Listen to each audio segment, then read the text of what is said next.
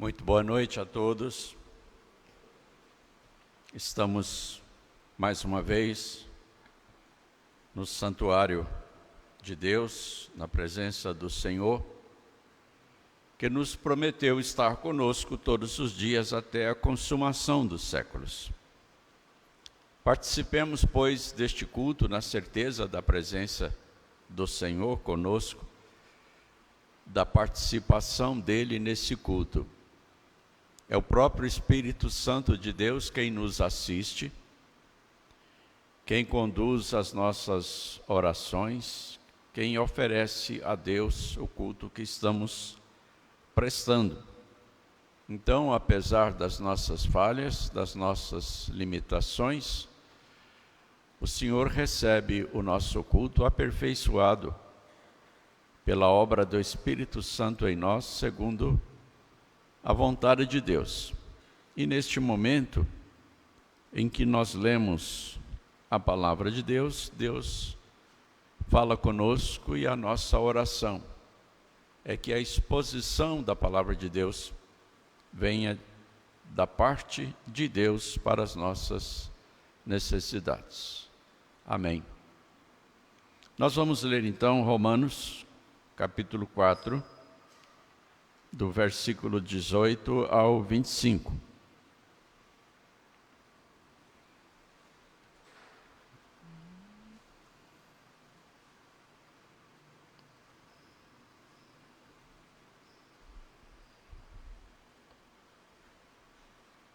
Romanos 4, 18 a 25.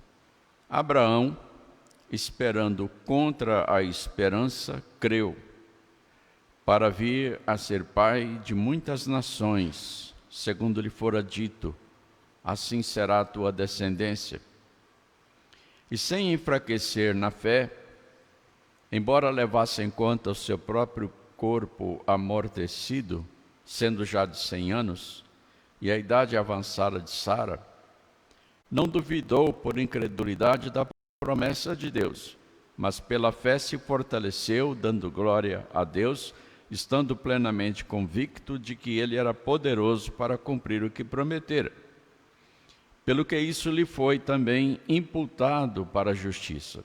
E não somente por causa dele está escrito que ele foi levado em conta, mas também por nossa causa, posto que a nós igualmente nos será imputado, a saber, a nós que cremos naquele que ressuscitou dentre os mortos, a Jesus nosso Senhor, o qual foi entregue por causa das nossas transgressões e ressuscitou por causa da nossa justificação.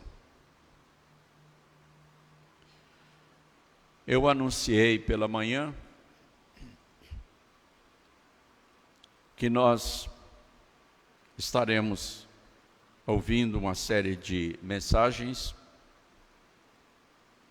cujo assunto é esperança. E a mensagem que nós começamos pela manhã, ela fala a respeito dos amigos e inimigos da esperança, com base na experiência de Abraão. Por que falar sobre esperança? Primeiramente porque é uma mensagem central na palavra de Deus. A esperança, ela começou lá no capítulo 3 de Gênesis, quando Deus anunciou o Redentor, o Messias, aquele que haveria de esmagar a cabeça da serpente. De lá para cá, a esperança é uma realidade central na vida do ser humano. E nós aprendemos a conviver com essa realidade no nosso dia a dia. E nós aprendemos a identificar a esperança em nós para todos os nossos projetos e expectativas. Nós aprendemos que a esperança conta o tempo da nossa vida, minuto a minuto. A esperança é como o ar que nós respiramos.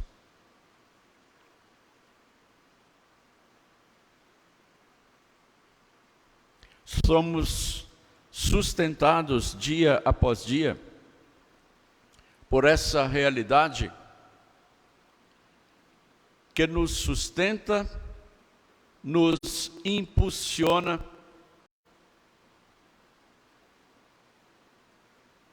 nos concede energia para realizarmos os nossos intentos, os nossos propósitos, na expectativa de que vamos alcançar aquilo que nós nos propusemos e aquilo que nós necessitamos.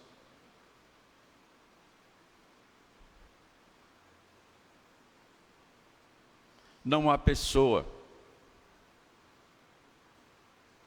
que viva sem esperança, porque o contrário de esperança é o desespero. E quando o desespero domina, aí a pessoa desiste da própria vida.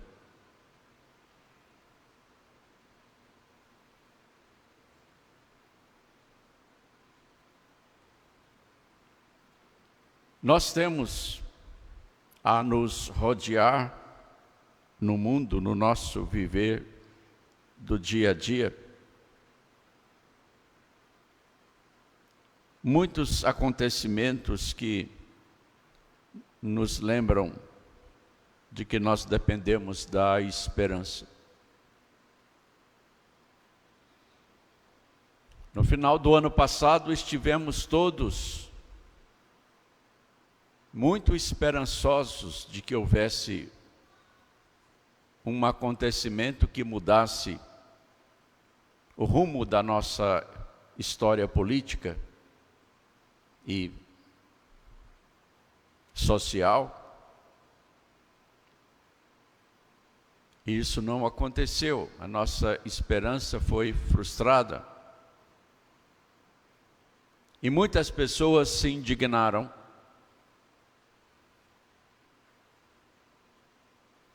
E nós sabemos os resultados. A esperança, ela tem os seus amigos e os seus inimigos.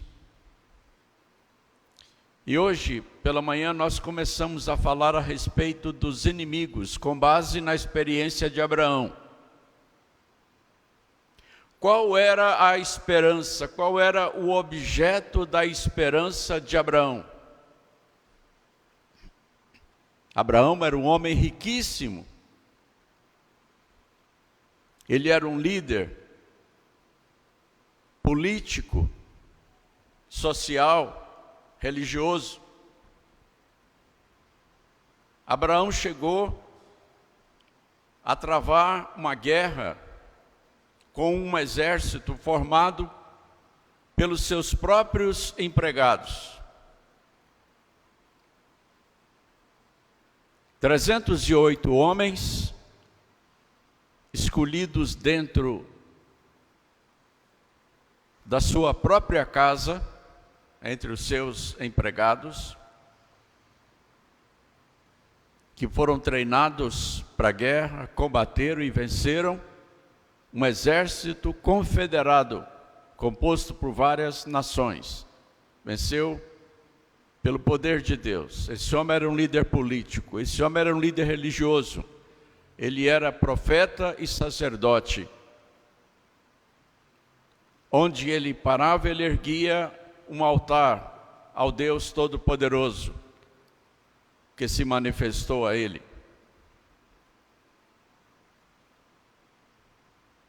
Ele era um líder social, ele fazia aliança com os líderes da região onde ele estava peregrinando. Ele era respeitado. Mas esse homem não tinha filhos.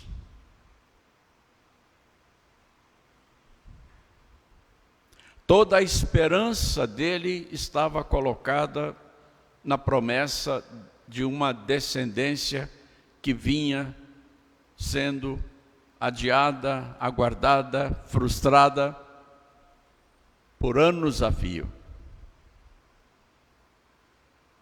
O objeto da sua esperança era uma descendência. Mas essa esperança tinha inimigos. E nós falamos aqui sobre dois desses inimigos, que está aqui no texto que nós lemos. O corpo amortecido de Abraão e a velhice de Sara.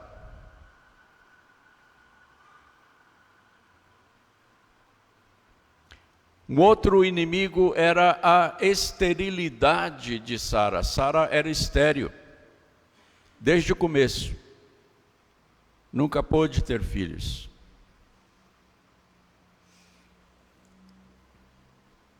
Esses inimigos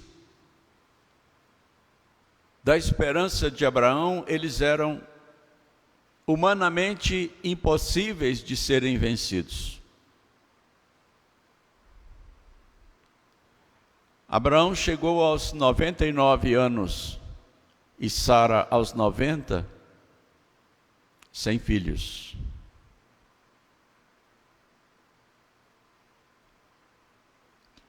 Quando Deus o chamou lá do Oriente para peregrinar em Canaã, Deus disse para ele que ele seria pai de muitas nações.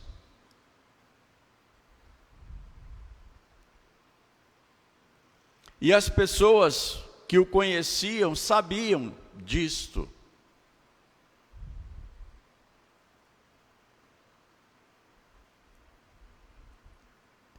Abrão era um nome que significava pai.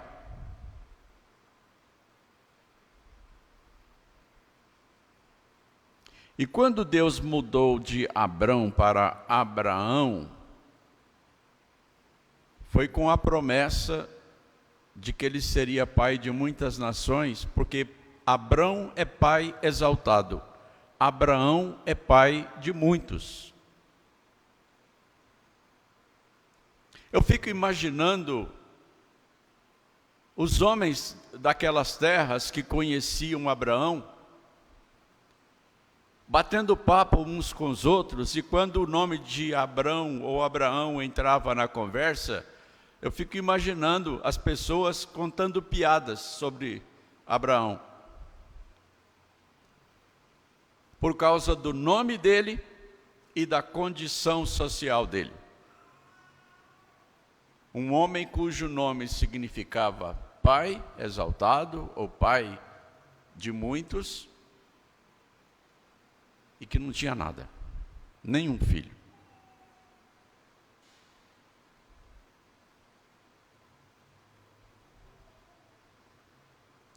Aí depois, pelos caminhos tortuosos de Sara, ele teve um filho com uma escrava da sua casa. Mas Deus disse para ele que aquele não era o herdeiro.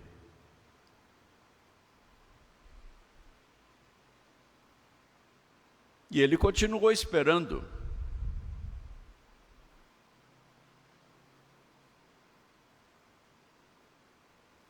E então, um dia, o milagre aconteceu.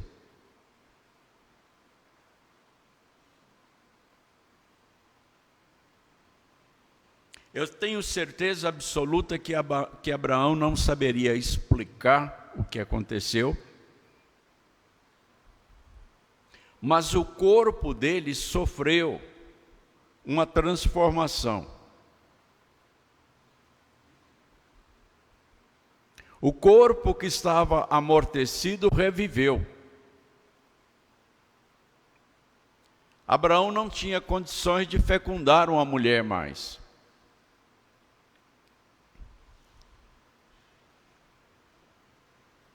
Corpo amortecido significa um homem que não tem mais condições de procriar.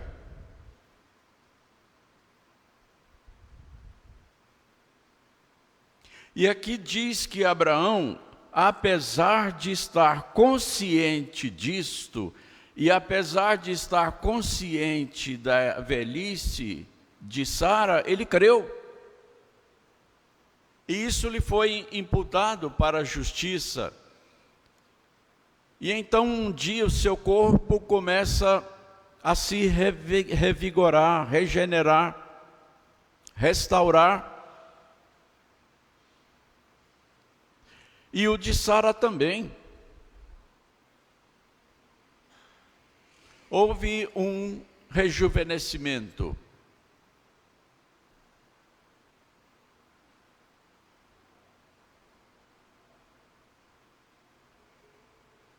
E Sara foi capacitada a procriar, a sua esterilidade foi tirada.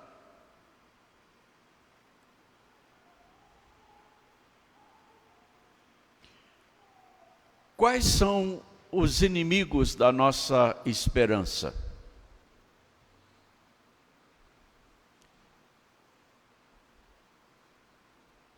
Depende do objeto da nossa esperança. O que é que nós estamos esperando? Às vezes, a nossa esperança muda de objeto, dia após dia. Um dia a gente espera uma coisa, outro dia espera outra, mas há aquelas coisas que a gente vem esperando e orando a Deus, e nós temos a expectativa, nós temos a ansiedade da realização dessas coisas. E o tempo vai passando e o desânimo vem chegando.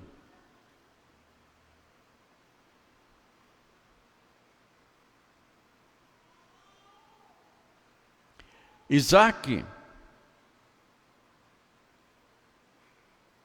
que era herdeiro das promessas, devia continuar a descendência tendo filhos. Isaac era filho de Abraão, foi o filho do milagre. E para se cumprir a promessa de que Abraão seria pai de muitas nações, o filho dele, Isaac, deveria também ter filhos.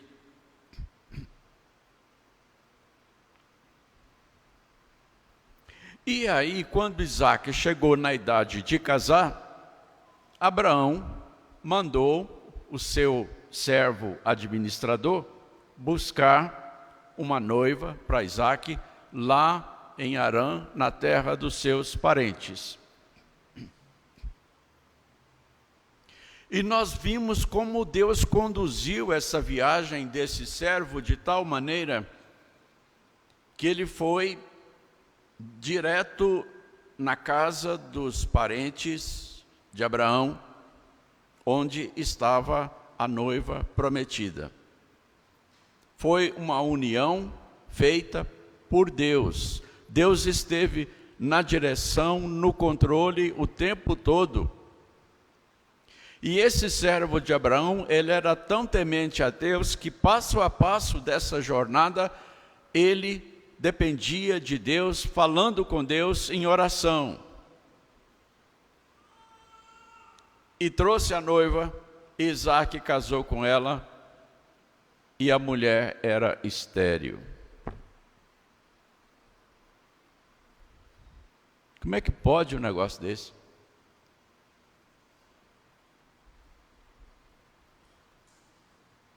E a Bíblia diz que Isaque orou por essa mulher durante 20 anos, porque ela era estéril. Deus dá para um cara que é herdeiro da promessa de ser pai de muitas nações, uma mulher que não podia ter filhos. Pode um negócio desse?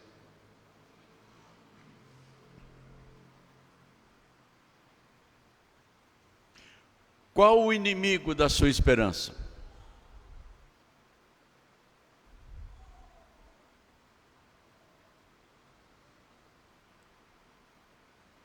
O que é que está atrapalhando, o que é que está dificultando, impossibilitando a realização da sua esperança?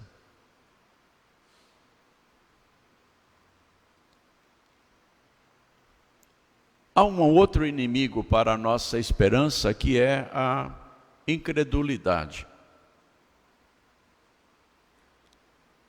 A incredulidade enfraquece a nossa fé. Com o aumento da incredulidade, a fé vai enfraquecendo, vai diminuindo, e o desânimo, a frustração vai aumentando, e a pessoa desiste de esperar.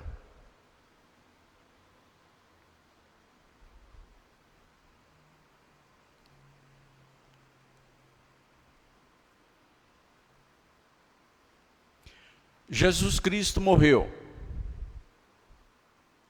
E aí os discípulos ficaram dispersos.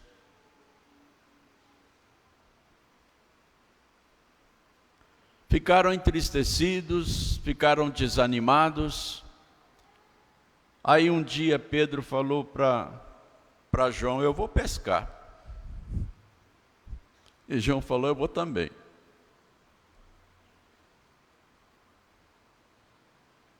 Fazer o quê? O homem morreu.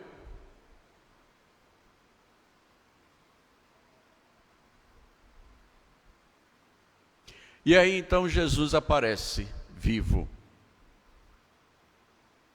E é aquela festa. Jesus entra no lugar onde eles estavam fechados, com medo da perseguição dos judeus. Jesus entra no lugar com as janelas e portas fechadas, se apresenta diante deles, eles se assombram achando que era um fantasma.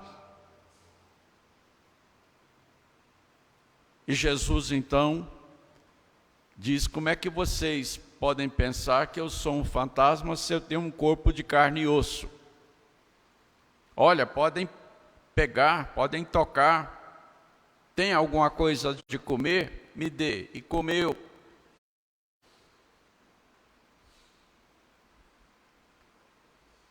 Só que Tomé não estava presente.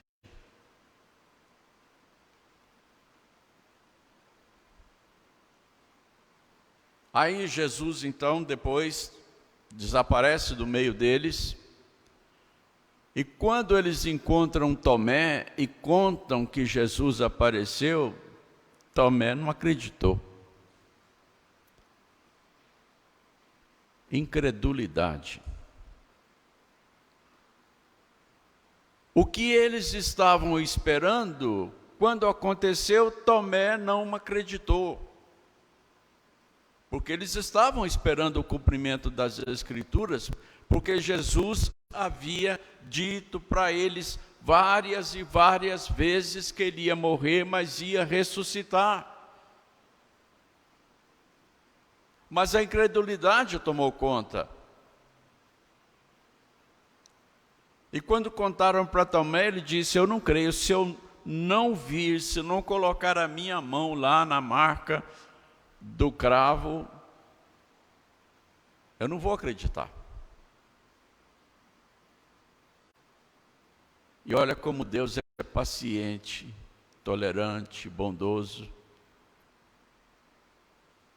Na reunião seguinte dos discípulos, já movidos pela alegria da ressurreição de Cristo, Tomé estava lá.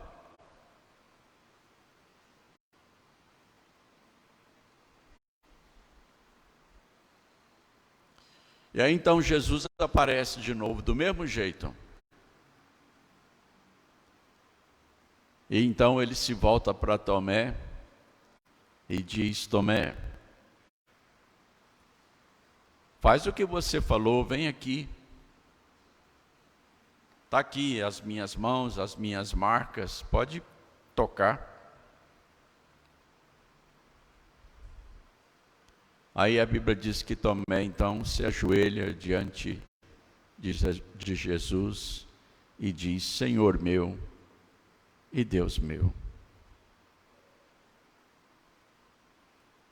Se nós nos deixarmos enfraquecer na fé, a incredulidade toma conta.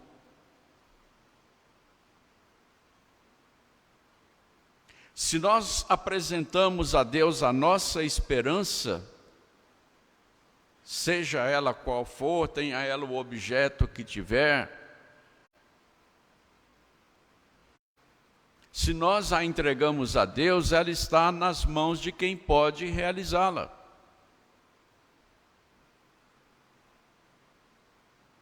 Pode não ser hoje, nem amanhã, nem depois, nem neste ano.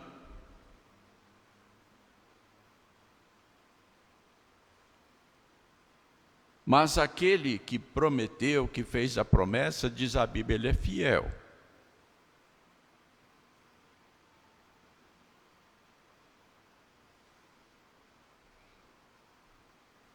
O apóstolo Pedro também caiu nessa da incredulidade. Quando ele viu Jesus Cristo caminhando sobre as águas, ele se encheu de entusiasmo. E falou: Senhor, manda que eu vá ao seu encontro. Aí Jesus Cristo disse: vem. Era noite, de madrugada, eles estavam no meio de uma tempestade, ventos fortíssimos, ondas gigantescas, o barco sendo lançado de um lado para o outro. Quando eles viram a Jesus, acharam que era um fantasma.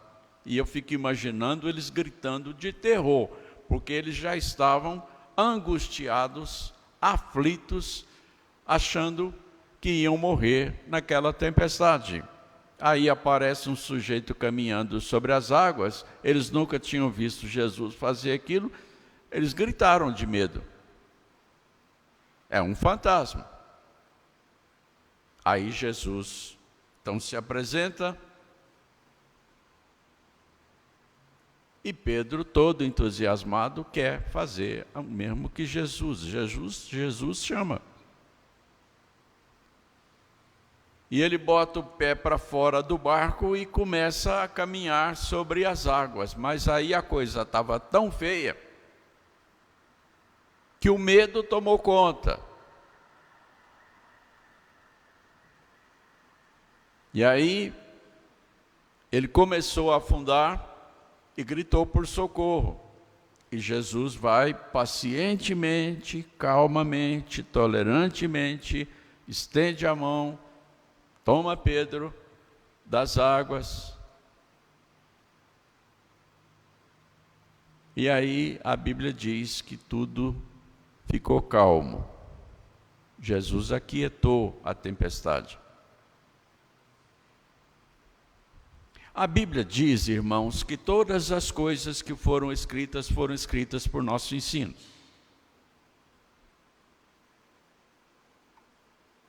Qual o inimigo da sua esperança?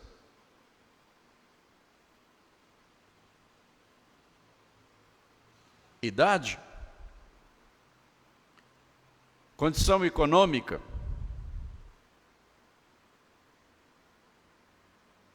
Problema de trabalho? Enfermidade?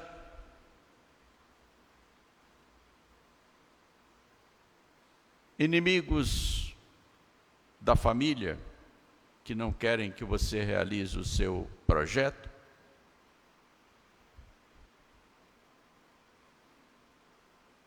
Qual o objeto da sua esperança e o que é que está impedindo que a sua esperança se realize?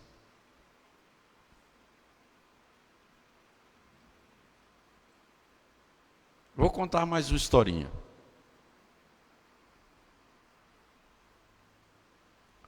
Hoje cedo eu mencionei a escrava de Abraão, Agar. Abraão andou peregrinando lá pelo Egito algumas vezes. E numa dessas vezes, ele trouxe uma escrava.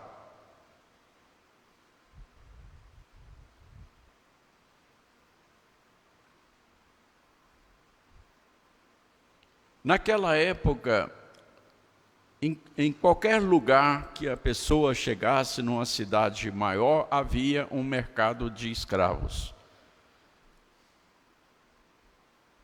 E Abraão comprou Agar para que ela pudesse ser serva de Sara, porque os homens ricos, eles davam para a esposa ou esposas uma escrava que pudesse ficar o tempo todo dando assistência para a esposa, para ela não ter que fazer nada.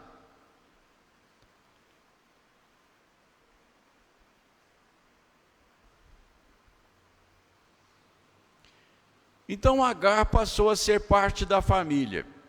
E quando Sara desistiu de esperar pela promessa de Deus, desistiu de esperar,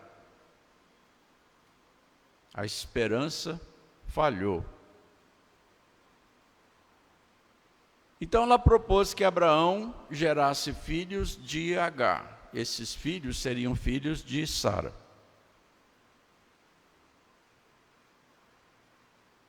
Abraão aceitou e veio Ismael.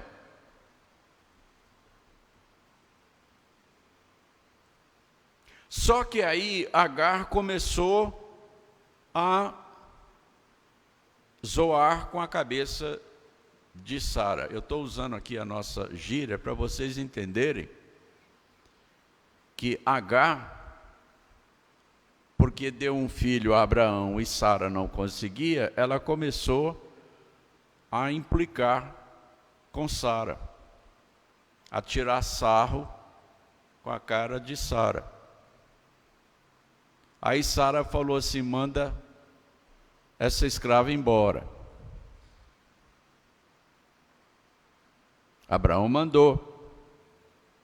Sara foi embora, levando seu filho pequeno. Mas aí a Bíblia diz que o anjo encontrou Agar e falou: Agar, o que você está fazendo aqui? A minha senhora, minha patroa, me mandou embora. O anjo falou para ela: volta, se humilha perante a sua patroa. E ela voltou e se humilhou. Tá, o tempo foi passando. E aí,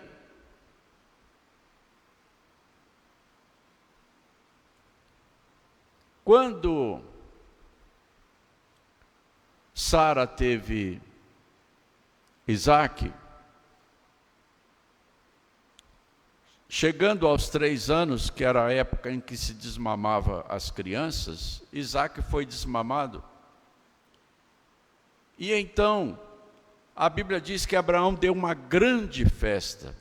Eu imagino o tamanho dessa festa, porque Abraão era riquíssimo. Era um dos homens mais ricos daqueles tempos no mundo.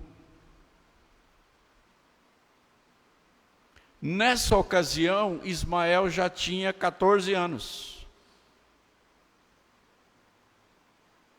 E a Bíblia diz que ele começou a zombar do Isaque. Um menino com 14 anos zombando de um de 3. Aquilo não prestou não. Sara viu aquilo e falou assim: ó, manda embora.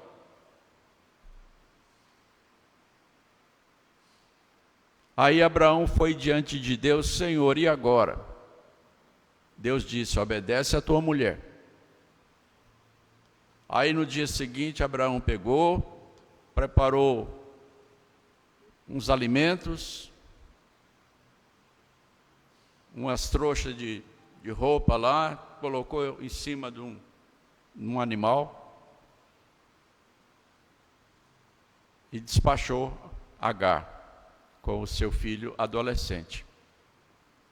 Aí a Bíblia diz que ela foi andando, eu imagino que ela pegou o caminho em direção ao Egito, a terra dela. Só que aí acabou tudo. Acabaram as provisões, acabou a água. Ela não sabia onde encontrar água para o menino beber. Quando ela viu que o filho ia morrer de sede e de fome, e ela não podia fazer nada, ela pegou o menino, colocou lá debaixo de uma árvore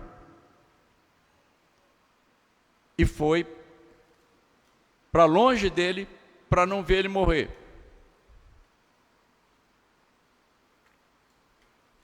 Bateu desespero. A esperança acabou, e quando a esperança acaba, o desespero assume.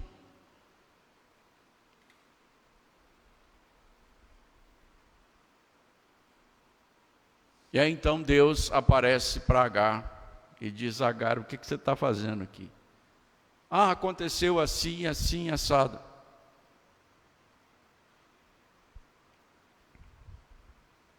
Aí Deus disse: olha, Agar, o Senhor se compadeceu de você. Seu filho não vai morrer.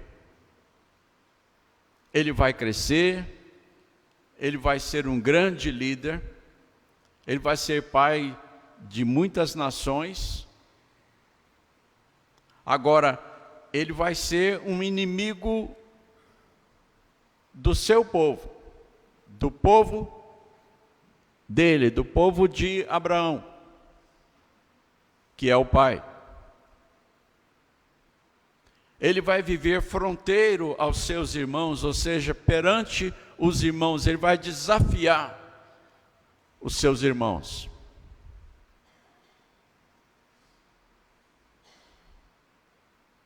Ele vai ser como um jumento no deserto.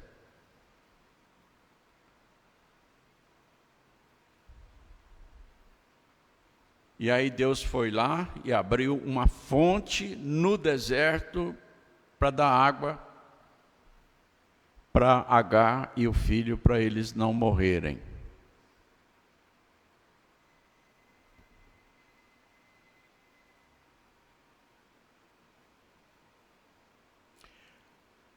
Qual é o inimigo da sua esperança? É a ameaça de morte? Nós temos aqui testemunho bíblico que nos mostra que Deus é capaz de contornar, de resolver qualquer obstáculo.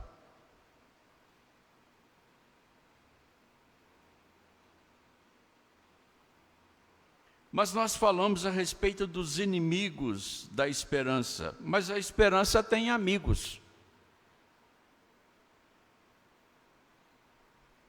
E quais são esses amigos? O primeiro amigo da esperança, para o cumprimento da esperança, é a promessa de Deus.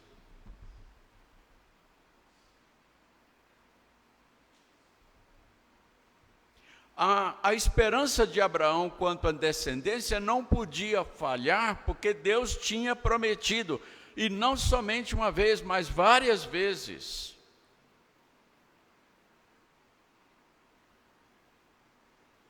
Aqui no texto está dizendo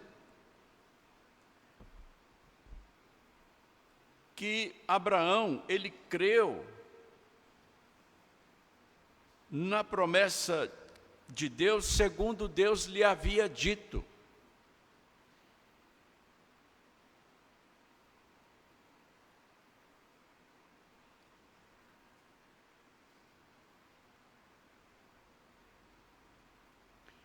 Lá no livro de Gênesis, eu mostrei isso hoje pela manhã, nós temos vários encontros de Deus com Abraão em que ele promete descendência para Abraão. Então, a promessa estava feita. E Abraão creu na promessa. O outro amigo da esperança é a aliança que Deus faz com aqueles a quem Ele promete alguma coisa. Deus entra em aliança. Quando Ele nos faz uma promessa, Ele está fazendo uma aliança, um acordo, Ele está fazendo um voto soberanamente de que Ele vai realizar alguma coisa conosco ou através de nós. Deus fez uma aliança com Abraão. E nessa aliança que Deus fez com Abraão, Deus prometeu não apenas a descendência, mas prometeu uma coisa que Abraão a princípio não entendeu. Abraão fez o que Deus mandou fazer, ele fez um sacrifício onde Deus foi o único voluntário. As alianças no tempo de Abraão eram feitas entre duas pessoas, e as duas se comprometiam em realizar certos detalhes dessa aliança para que ela fosse cumprida. Só que no caso da aliança de Deus com Abraão, Deus foi o único que se comprometeu a realizar a aliança independentemente do que Abraão fizesse. É que na hora de passar entre os sacrifícios dos animais que Abraão tinha abatido para o sacrifício, só Deus passou. Abraão não teve que assumir compromisso.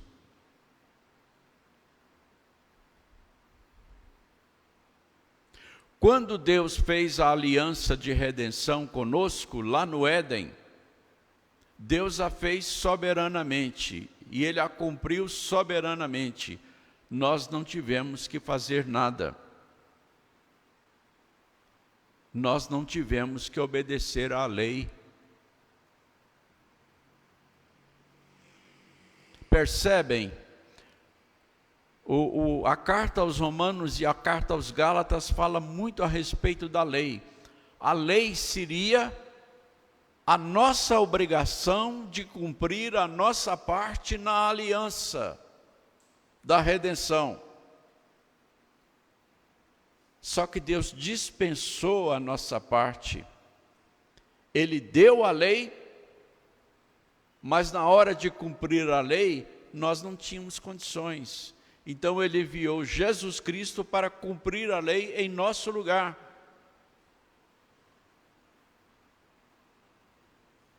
Deus fez uma aliança conosco que cobre todas as promessas dEle com relação ao nosso bem-estar, com relação ao nosso futuro. É por isso que está escrito aqui que não somente por causa dele, por causa de Abraão, está escrito que ele foi levado em conta, a fé de Abraão, mas também por nossa causa, posto que nós igualmente nos será imputado. Imputado o quê? A justiça que Jesus Cristo conquistou para nós. Nós estamos naquela condição de que Deus nos envolveu na sua aliança de tal maneira que todas as promessas podem ser cumpridas independentemente de nós.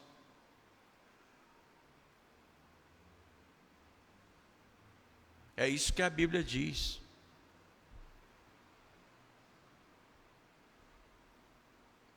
A Bíblia diz assim: para quem trabalha, o salário, o pagamento do salário é uma obrigação. Ele estava falando da lei. Se alguém cumprisse a lei, a retribuição da lei era a salvação. Só que ninguém conseguiu cumprir, nós não conseguimos cumprir.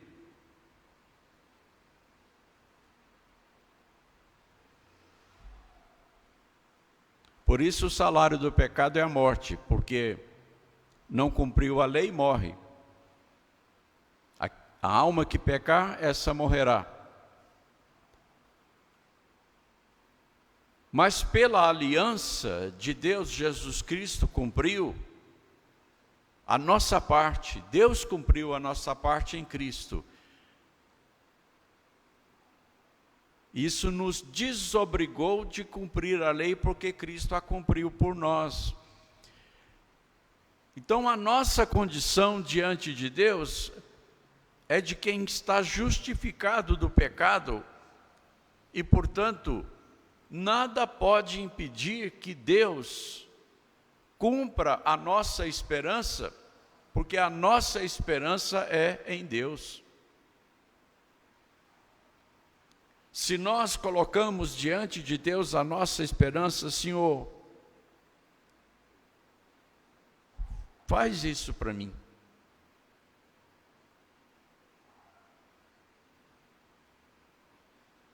Nós só temos que pedir.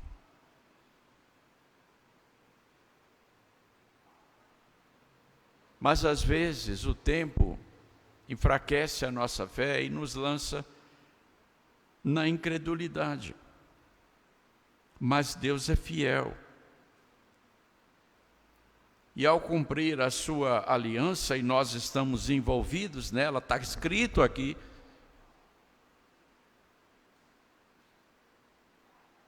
então, por causa da aliança, a nossa esperança é cumprida. A aliança é uma amiga da esperança. E eu vou mencionar apenas mais um dos amigos da aliança, e aí o restante vai ficar para o nosso próximo encontro. Um outro amigo da aliança que é mencionado aqui no texto é o poder de Deus.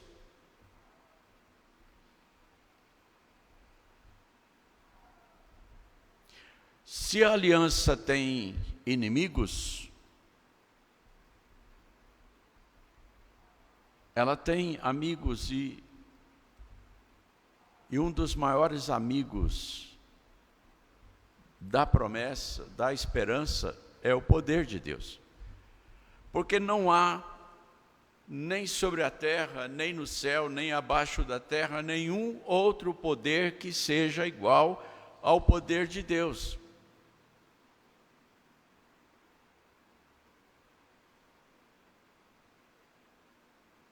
Então Deus, Ele é onipotente, Ele pode fazer o que quiser, para Ele nada é impossível.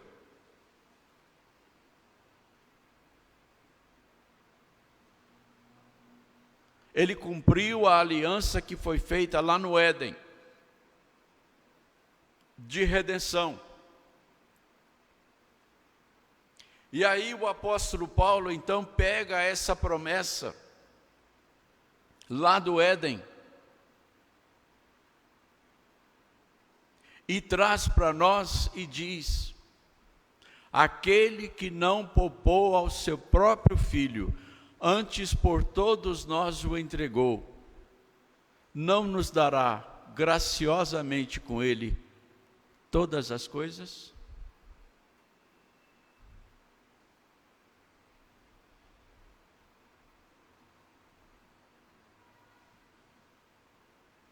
O poder de Deus faz isto, e nada pode impedir. No Antigo Testamento, Deus diz assim: em agindo eu, quem impedirá?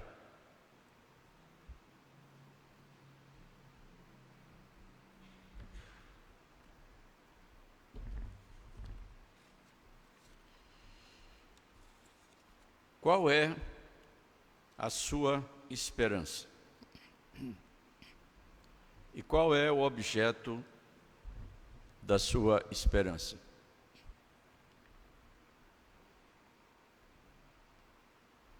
A Bíblia pede que nós confiemos a Deus as nossas esperanças. Porque Deus é poderoso para nos conceder o que pedimos. O próprio Jesus Cristo, quando estava se despedindo dos seus discípulos para voltar para o Pai, ele os incentivou a apresentar a Ele, através da oração, as nossas necessidades. E Ele prometeu atender as nossas súplicas.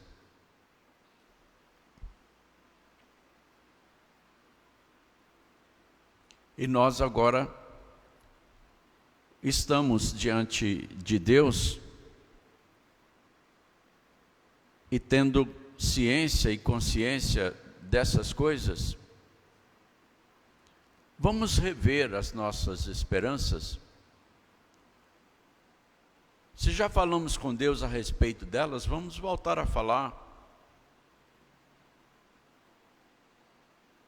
com a consciência de que Deus é poderoso para nos atender acima, infinitamente mais do que tudo quanto pedimos ou pensamos. Isso está escrito na Bíblia, porque Deus é poderoso para nos conceder infinitamente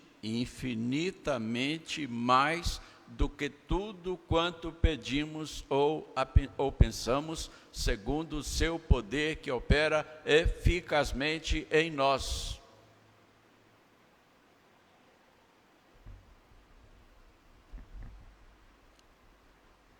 Não temos motivo para desespero.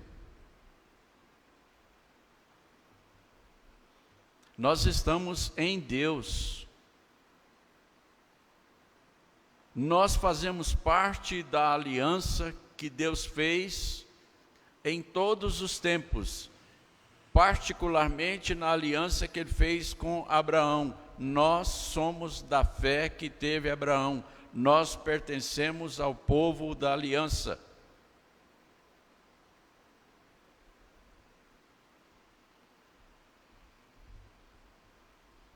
Desânimo aparece, é inevitável. Somos falhos, somos fracos, somos pecadores. Deus reconhece isso e Deus tem paciência conosco. Às vezes, por causa do desânimo, nós reclamamos, nós murmuramos, ficamos abatidos. Mas como diz Paulo, abatidos, mas não destruídos.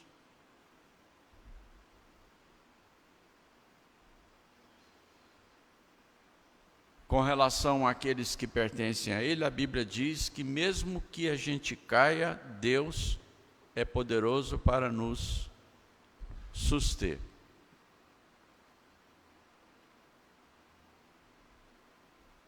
Que Deus possa nos conceder a suficiência de fé para crermos nessas coisas, para que caso estejamos desanimados, frustrados na nossa esperança ou esperanças,